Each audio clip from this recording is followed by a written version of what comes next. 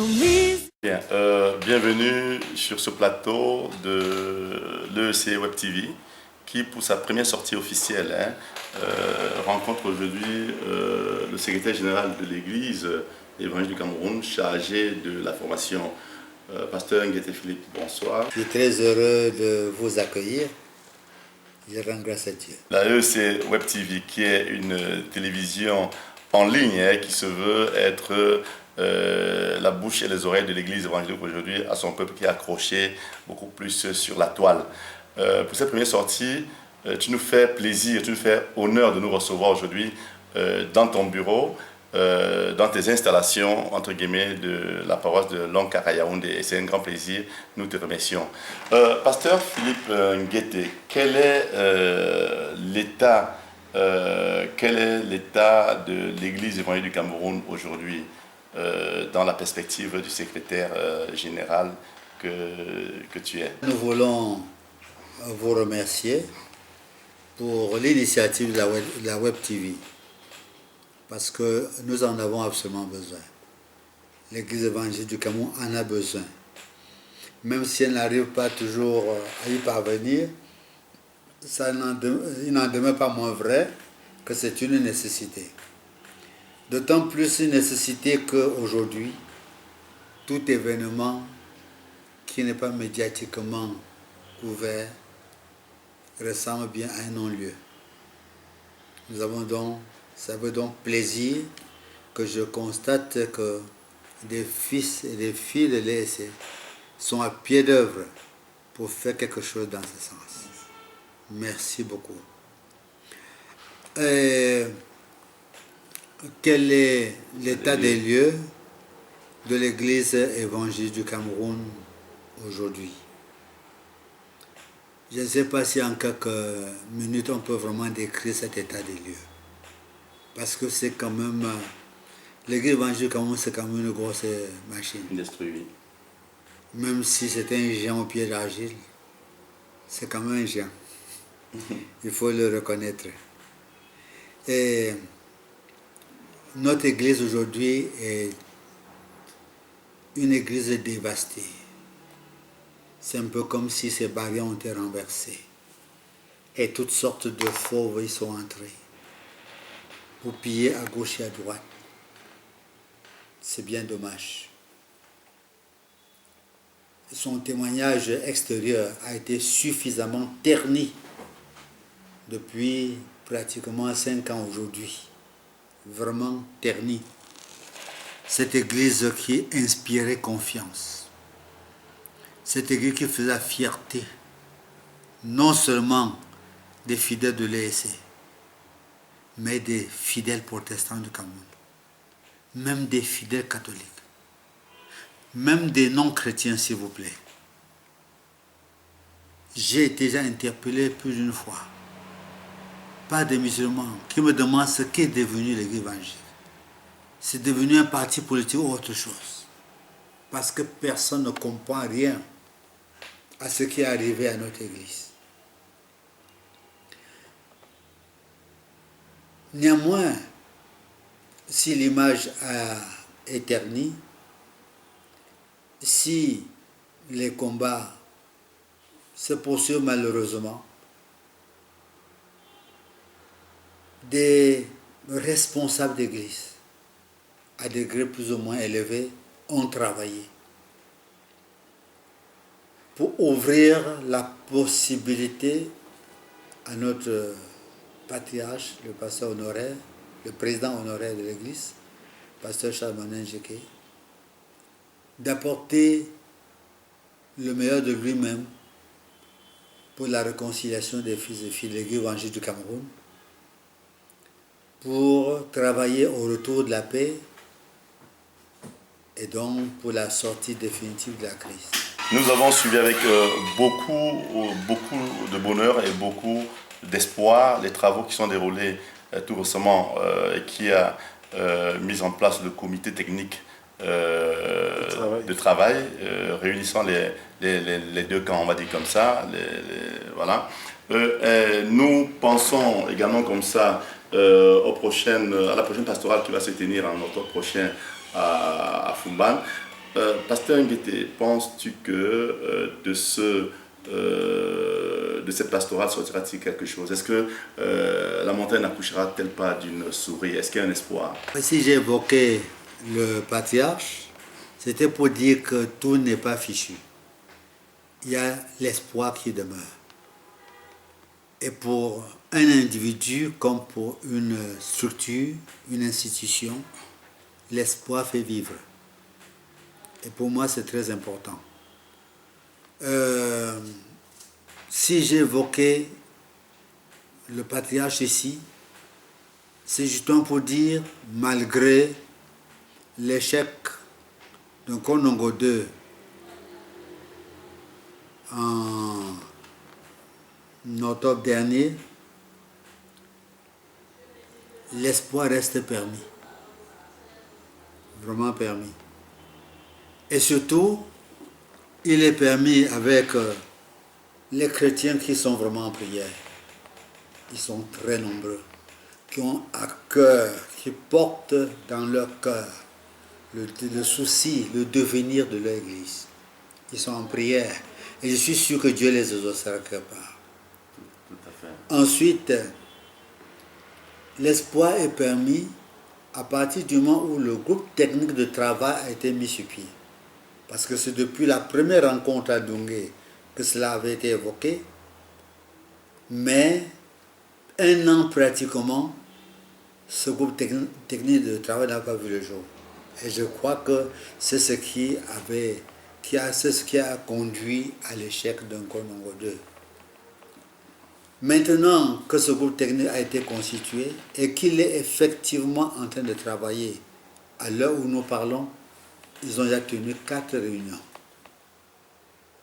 La pastorale nationale est déjà organisée.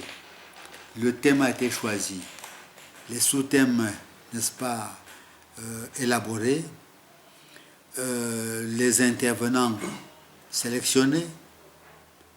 Le cadre de travail est en train de se mettre progressivement sur pied. Même le budget de cette pastorale nationale a été déjà voté.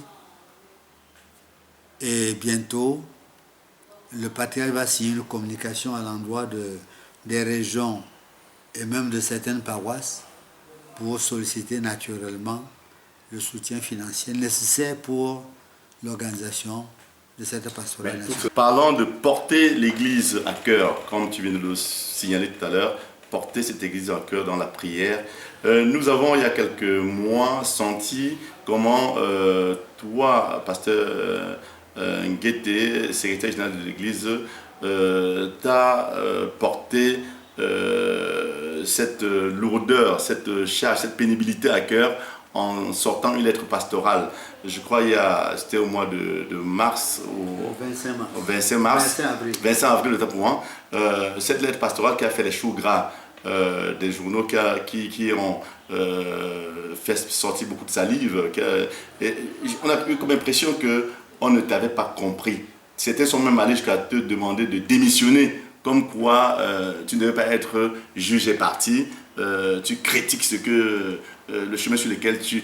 Aujourd'hui, la EEC Web TV t'ouvre une brèche pour que tu donnes l'esprit qui était derrière cette communication pastorale. Je voudrais d'abord rappeler que c'est sur la base d'observations sérieuses que j'avais été amené à faire cette publication.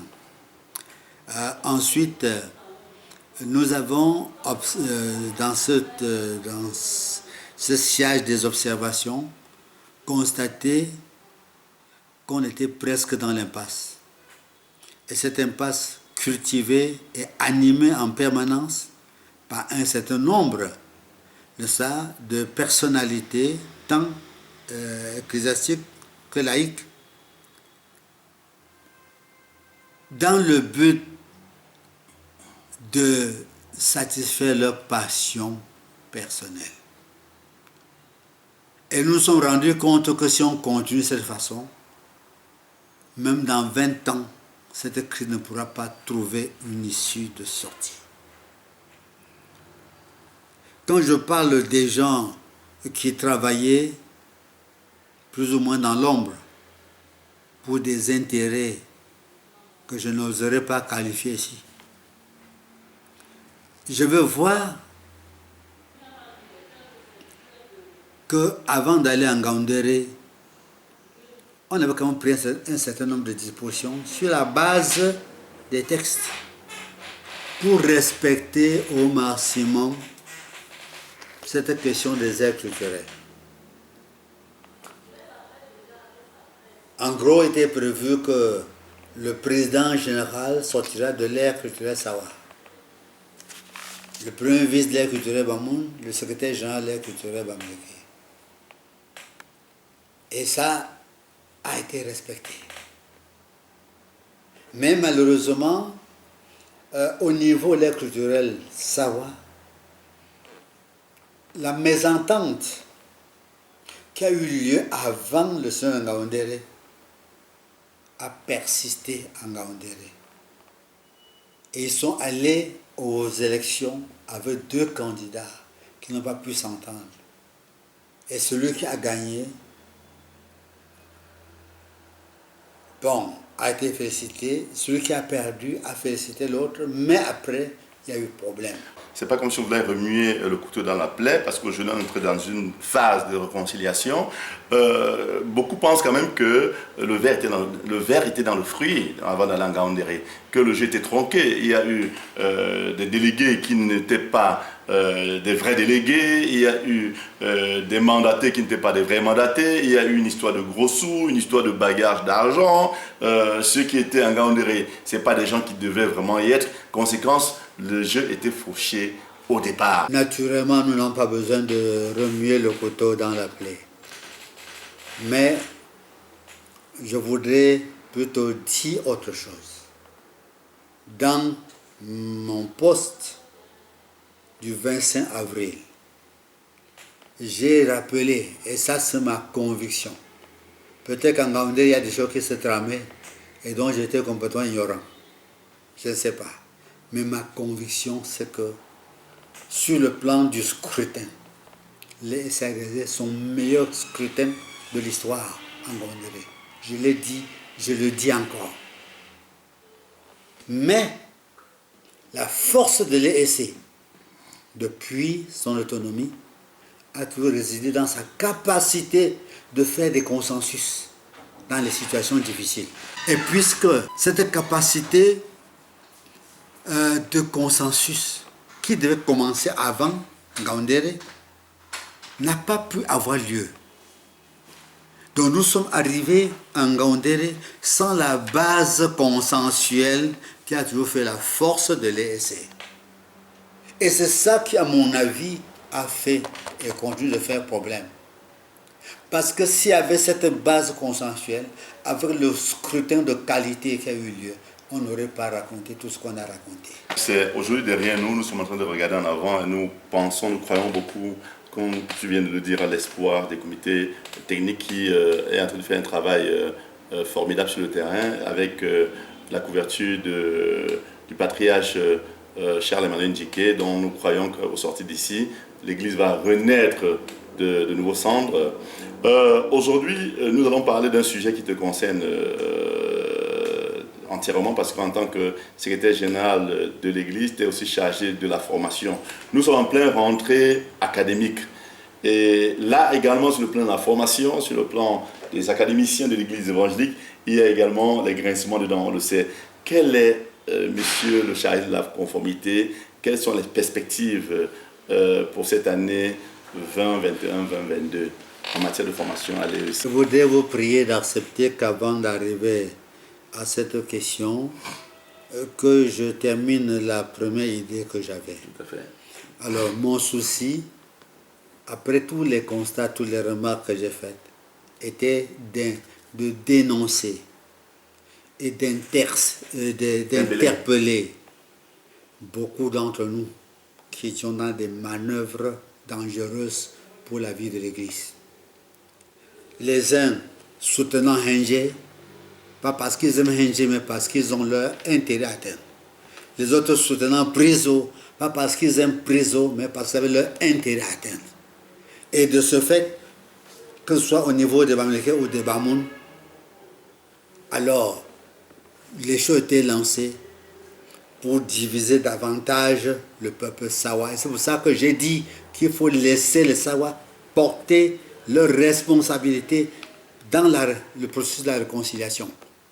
C'était mon mal compris, donc que j'étais contre les Sawa. Absolument, c'est le contraire radical.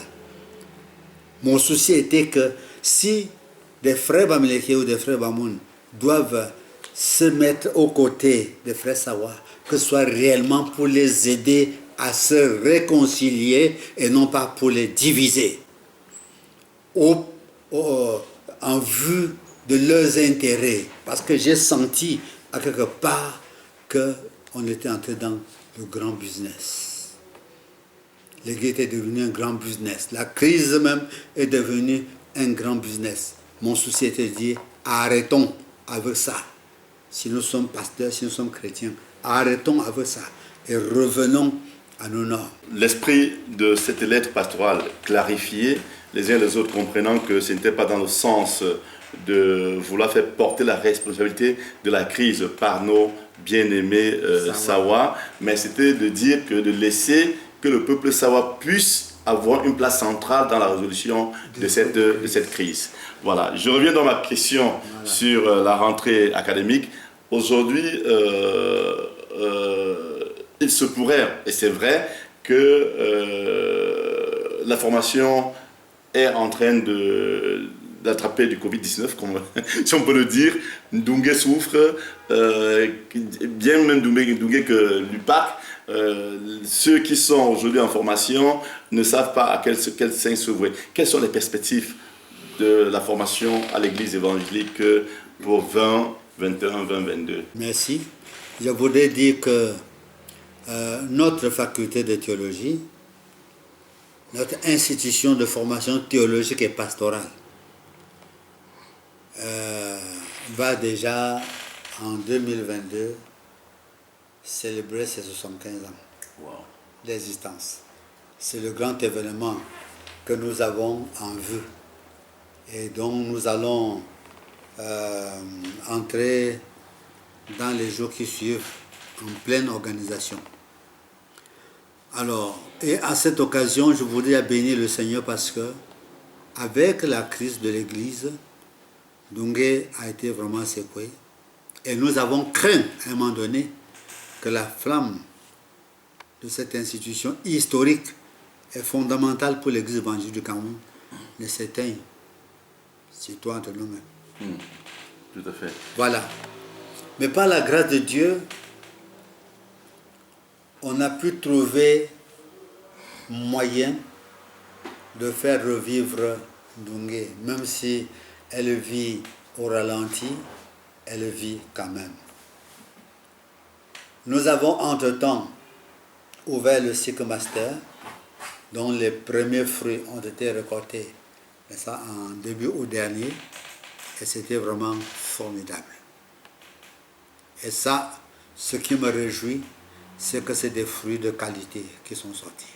Contrairement à des prophètes d'un autre genre qui avaient prophétisé que tout va échouer, rien ne va marcher, etc., etc. Non, le premier fruit, les premiers, n'est-ce pas, étudiants sortis du cycle master, vraiment sont fiers et l'Église en est fière. Quels sont les grands défis à venir? Est-ce qu'il y aura des suspensions de formation? Est-ce qu'il y a des nouveautés? Alors, à quelle sauce sera mangés nos futurs étudiants? Question de suspension, ça c'est une affaire un peu ancienne, qui date de 2015-2016, où après une flopée grave, un peu trop considérable d'étudiants recrutés à la faveur de la formation payante, l'Église a failli glisser très mal. Et on avait donc décidé d'arrêter la formation pour un temps. Le temps pour la direction de l'Église, à travers le secrétariat général, de réfléchir sur l'adéquation entre la formation donnée à Ndungue et l'utilisation de ça des formés, afin de mettre sur pied une véritable politique de formation dans l'Église évangélique du Cameroun. Malheureusement, beaucoup n'ont pas compris ça comme cela et ils se sont jetés à la course des formations qui a lieu pas, qui a un déclinisme, qui ainsi de suite, ainsi de suite. Beaucoup ont pris des sentiers, n'est-ce pas, de formation fort douteuse. Et c'est pour ça que ceux-là ont la peine maintenant à réintégrer l'Église. Mais ceux qui ont été formés à Ndongue même n'ont pas de problème particulier. À l'aube de cette nouvelle année académique, d'un côté, nous voulons renforcer le cycle master qui a été engagé si bien pour produire davantage des fruits de qualité concurrentielle par rapport à ce qui se produit dans d'autres facultés similaires. Très bien. Nous sommes bientôt à la fin de cet entretien, Monsieur le Secrétaire Général. Le CWeb TV, c'est une émanation du Forum international prière pour l'Église évangélique, qui est une inspiration des chrétiens de l'Église évangélique résidant en diaspora, qui a créé ce département et qui vient au travers de sa structure, la Solidarité évangélique du Cameroun, SEC, qui vient de remettre des dons comme ça aux veuves des pasteurs qui sont décédés au cours de la crise. La première édition s'est passée dimanche dernier dans la paroisse de Marquet-Pétonnerre. Aujourd'hui, c'était à rue des Manguiers. Quelles sont vos impressions vis-à-vis de cette grande action que mènent les fils de l'Église en diaspora? Je voudrais davantage donc rassurer les étudiants et les futurs étudiants de Ndongue qu'il n'y aura donc pas de suspension. Nous pensons à un recrutement en CL2 pour les pasteurs titulaires du baccalauréat en théologie, d'autant plus que le cycle baccalauréat a été supprimé. Désormais, c'est la licence qui est le diplôme minimum. Alors, nous voulons leur dire déjà que la communication va passer d'un mois à l'autre, la communication écrite, pour leur donner les conditions de concours ou d'études de dossier pour l'entrée en CL2. Nous allons également procéder à un recrutement en CL1, mais en nombre un peu restreint, pour tenir compte de l'adéquation, comme je disais tout à l'heure, entre la formation, les produits de la formation et l'utilisation de ces produits sur le terrain. Mais dans tous les cas, il y aura recrutement et nous souhaitons, d'une part, que